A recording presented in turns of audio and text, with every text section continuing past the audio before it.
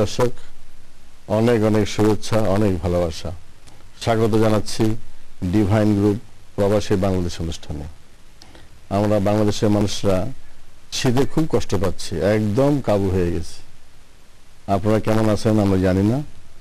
আমাদের দেশের গরিব মানুষরা খুব কষ্ট পাচ্ছে। যারা সাহায্য করতে চান দ্রুত সাহায্য পাঠান।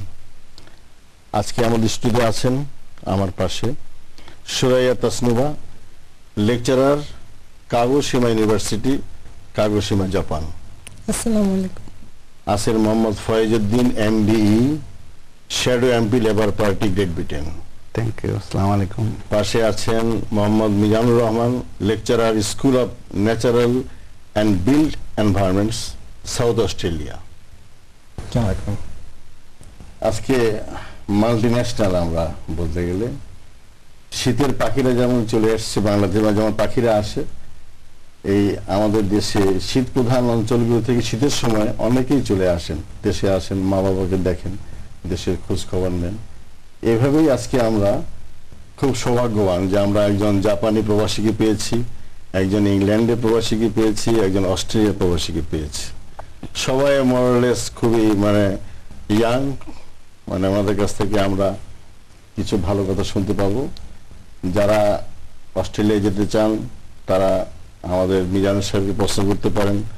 যারা এখনো ইংল্যান্ড যেতে চান, ইংল্যান্ড সম্পর্কে জানতে চান, তারা ফয়েজ সাহেবকে প্রশ্ন করবেন। আর তাসনুমাকে প্রশ্ন করে যারা জাপান যেতে চান বা জাপানে আছেন যারা আর কি। যাই হোক, আমরা আমাদের শুরু করি। আমি শুরুতে সুরাইয়া তাসনুমাকে প্রশ্ন রাখছি, আপনি কবে গেলেন জাপানে? আমি গিয়েছি 2000 সালে। 2000 সালে? তো অনেকদিন হয়ে গেল। কি করছেন ওখানে এখন? এখন আমি একটা ইউনিভার্সিটিতে আছি, কাগোশিমা ইউনিভার্সিটি, এবং এই ইউনিভার্সিটি থেকে আমি পিএইচডি করেছি এবং জিএসপিএস পোস্ট ডক্টরাল ফেলো ছিলাম। আপনি পড়াশোনার উদ্দেশ্যে গিয়েছিলেন? পড়াশোনা প্রথমে আমি আসলে পড়াশোনার উদ্দেশ্যে না, আমি হাউস ওয়াইফ হিসেবে গিয়েছিলাম। আমার হাজবেন্ড 1999 গিয়েছে মন্ডসু স্কলার হিসেবে। তারপর আমি গিয়েছি হাউস ওয়াইফ হিসেবে, কিন্তু আমার অবজেক্টিভস ছিল যে আমি ফার্দার স্টাডি করব। তাই জাপানি ল্যাঙ্গুয়েজ একটা ব্যারিয়ার ছিল। আমি যেহেতু এগ্রিকালচারাল ইকোনমিক্স, ওদের সমস্ত বই ওখানে ইকোনমিক্সের বই কিন্তু জাপানিজ ল্যাঙ্গুয়েজ, ইংলিশ ল্যাঙ্গুয়েজে না, জাপানিজ ল্যাঙ্গুয়েজ। এটা একটা বিরাট ব্যারিয়ার ছিল। এই কারণে আমি জাপানি ভাষা আপনাকে শিখতে হয়েছে। আমি 2005 আমি পিএইচডি তে ঢুকে তারপর এখন আপনি লেকচারার হিসেবে আছেন? জি, জয়েন করছি। আচ্ছা, তো এখন আমাদের লোকেরা কেমন আছে জাপানে? এখন কি অবস্থায় আছে আমাদের লোকজন? আমাদের লোকজন জাপানে, অ্যাকচুয়ালি জাপানে আমরা যেখানে আছি ওখানে ম্যাক্সিমাম বাংলাদেশিরা যায় পড়াশোনার জন্য। তারা ওই স্কলারশিপ নিয়ে যায় এবং বাংলাদেশের বিভিন্ন ইউনিভার্সিটির টিচাররা স্পেশালি যায় ওখানে পড়াশোনা করার জন্য। তারপর তারা হায়ার এডুকেশন করে, আমার মনে হয় তারা খুব ভালো আছেন এবং আমাদের একটা খুব সুন্দর কমিউনিটি আছে। আচ্ছা, তো শুরুতে একটু ফয়েজ সাহেবের কাছে যাই, পরে আবার সবার সাথে কথা বলবো। ফয়েজ সাহেব, কবে গেলেন ইংল্যান্ডে? ধন্যবাদ আপনাকে। আমি 1990 সালে প্রথম ইংল্যান্ডে পদার্পণ করি। আমি এর আগে আপনি কোথায় ছিলেন? এর আগে দেশে আমি আইএফআইসি ব্যাংকে ব্যাংকে ছিলাম। 1990 সালে ব্যাংকিং এর উপরে উচ্চতর শিক্ষার জন্য প্রশিক্ষণের জন্য আমি যুক্তরাজ্যে যাই।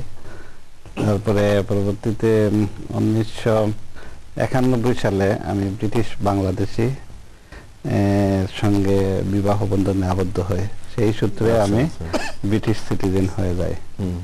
পরবর্তীতে আমি 1992 সালে বার্মিংহাম সিটি কাউন্সিলের প্রথম বাংলাদেশি সিনিয়র অফিসার হিসেবে যোগদান করি, লোকাল গভর্নমেন্ট অফিসার হিসেবে। পরবর্তী বিভিন্ন পর্যায়ে আপনার শুরু চাকরিটাও কিন্তু ভালোই। জি, আমি সৌভাগ্যবান দিক থেকে। আপনাকে ধন্যবাদ। আমিও নিজেকে ভাগ্যবান মনে করছি। পরবর্তী সময়ে আমি বিভিন্নভাবে গভর্নমেন্টের বিভিন্ন পর্যায়ে পলিসি ডেভেলপমেন্ট, পলিসি ইমপ্লিমেন্টেশন। আপনার পরিচয় আমরা বলেছি যে আপনি MBE এটা একটু এক্সপ্লেইন করবেন? আমি আমার কমিউনিটি এবং কমিউনিটি কোহেশনের জন্য, বিশেষ করে বর্ণ বৈষম্য দূরীকরণের উপর 2012 সালে নিউ ইয়র্ক ব্রিটেনের রানী কর্তৃক, মহামান্য রানী কর্তৃক আমাকে এই খেতাবে ভূষিত করা হয়। এবং আমি নিজেকেও খুব ভাগ্যবান মনে করছি। যারা মানে এটা অ্যাব্রিভিয়েশনটা হবে এরকম যে member of British empire, member of the order of the British empire. এবং আমি যখন 29 ফেব্রুয়ারি এই বছর বাকিংহাম প্যালেসে প্রিন্স চার্লসের কাছ থেকে খেতাব গ্রহণ করে, তখন চেহারাটা তো অনেকটা ওই ধরনের।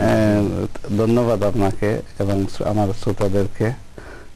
বিশ্বের যে যেখানেই আছেন সবার জন্য আমাদের জন্য দোয়া করবেন। এবং প্রিন্স চার্লস আমার সাথে 5 মিনিট কথা বলছেন। উনার সামনে যখন আমি হাজির হই, উনি আমাকে জিজ্ঞেস করলেন, where you from? I am from royal highness, I am from Bangladesh. সাথে সাথে উনি বলে উঠলেন, are you from Sylhet? Yes royal highness, I am from Sylhet. উনারা ব্রিটেনের রাজ পরিবারও কিন্তু আমাদের কমিউনিটির সবসময় খোঁজ খবর নেন এবং সিলেট সম্পর্কে সবাই ভালোভাবে অবগত আছেন। এবং প্রিন্স চার্লসও উনি একবার সিলেট গিয়েছিলেন। এবং আমরা যারা বার্মিংহামে বসবাস করছি অথবা যুক্তরাজ্যের বিভিন্ন শহরে বসবাস করছি, আলহামদুলিল্লাহ আমাদের কমিউনিটি বেশ এখন বিভিন্ন পর্যায়ে সর্বস্তরে ডাক্তার, ইঞ্জিনিয়ার, সলিসিটার এবং বিশেষ করে আমাদের দেশ থেকে এখন প্রচুর ব্যারিস্টার হচ্ছেন, প্রচুর উচ্চ শিক্ষায় যেমন চিকিৎসা শাস্ত্রে এবং বার্মিংহামে থাকছেন। সেই হিসাবে বিভিন্ন পেশার লোকজনের সাথে আমার দেখা হয়, সাক্ষাৎ হয় মিটিংয়ে।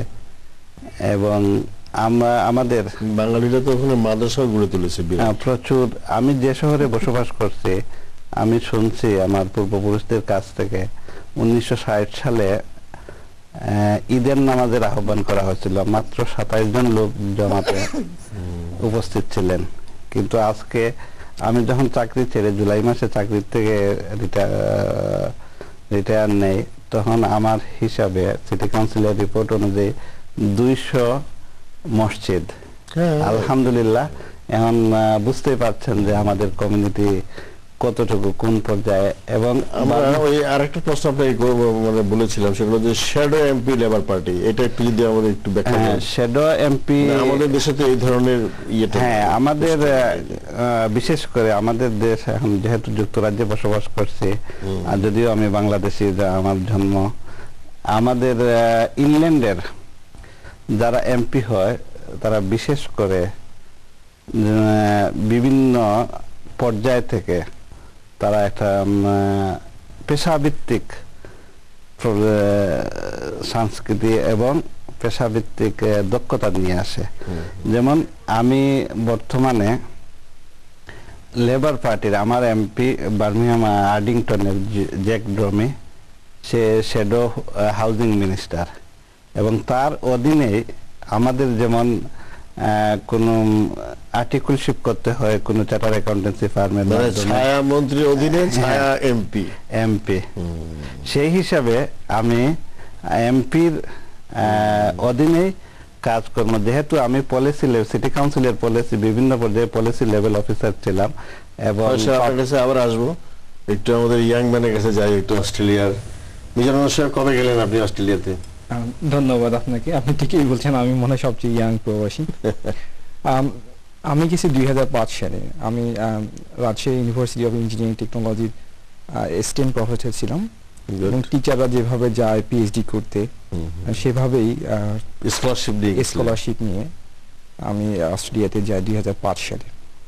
ওখানে পিএইচডি শেষ করার পর ওখানে পোস্ট ডক করি, এবং ওরপর ওখান থেকে আমি নিউজিল্যান্ডে যাই আরেকটা পোস্ট ডক করতে। খুব ভালো অপরচুনিটি ছিল। তো ওখানে গিয়ে ভূমিকম্প, আর্থকুয়েক এগুলো নিয়ে ইন্টারেস্ট জন্মায়। তারপরে আমি 2010 সালে ইউনিভার্সিটি অফ সাউথ অস্ট্রেলিয়াতে চলে আসি আবার।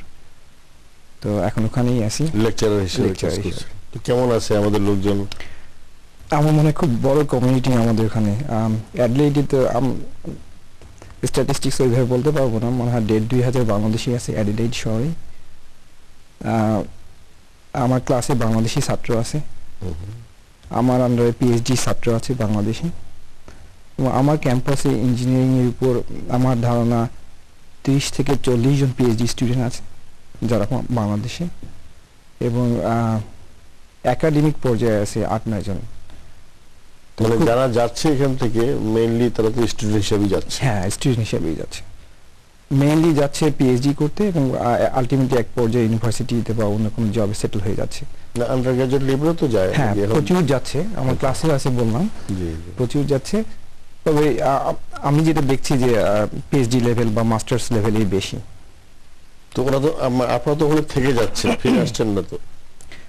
অনেকে ফিরে আসছে, যেমন আমি তো চাকরি ছেড়ে দিলাম, আমার ছাত্রদের মধ্যে 2-1 জন ফিরে আসছে।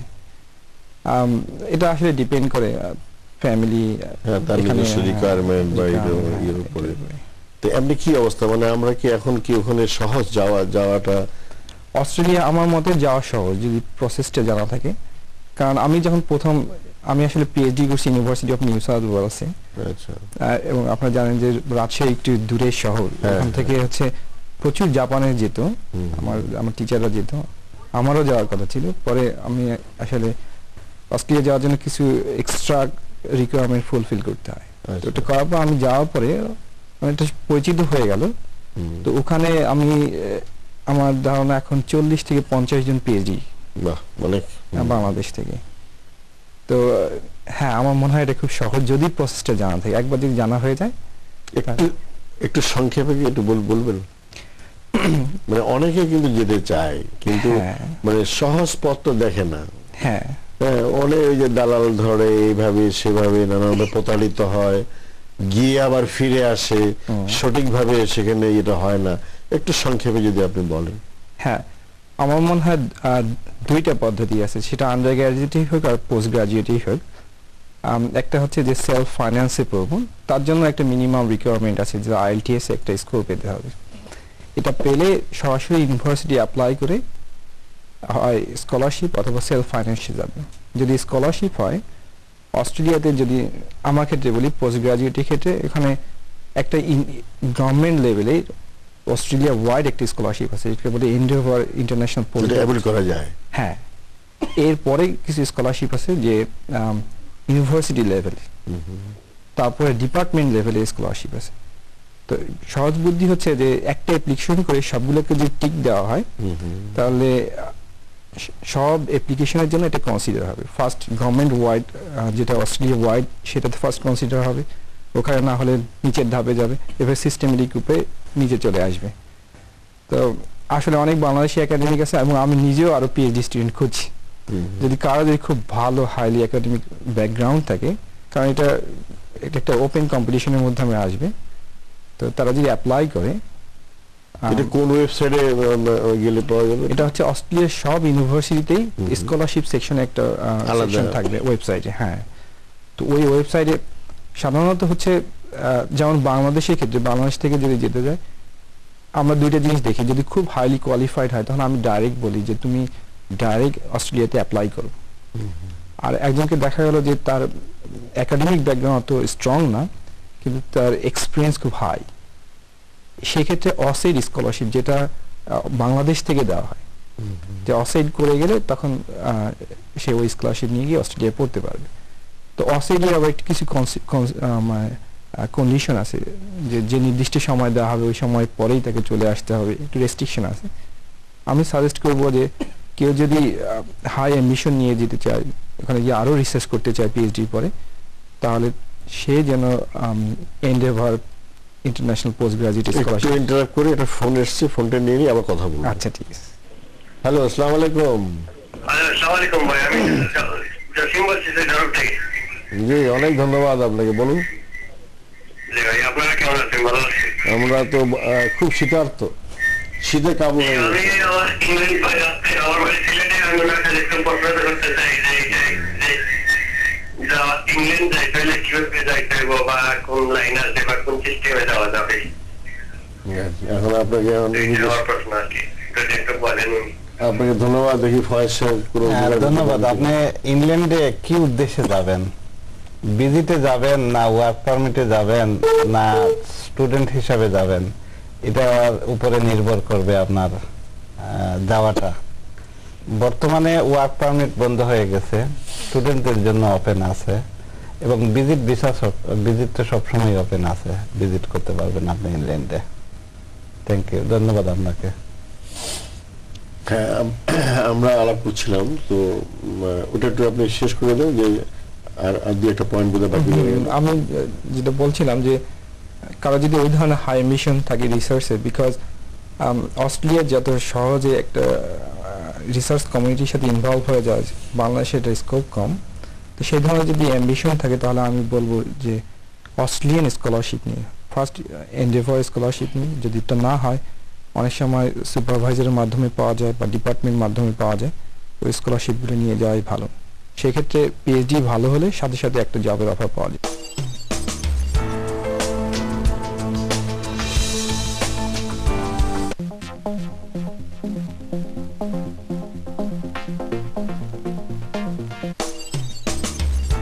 এরপর দেখবেন 12টার সংবাদ।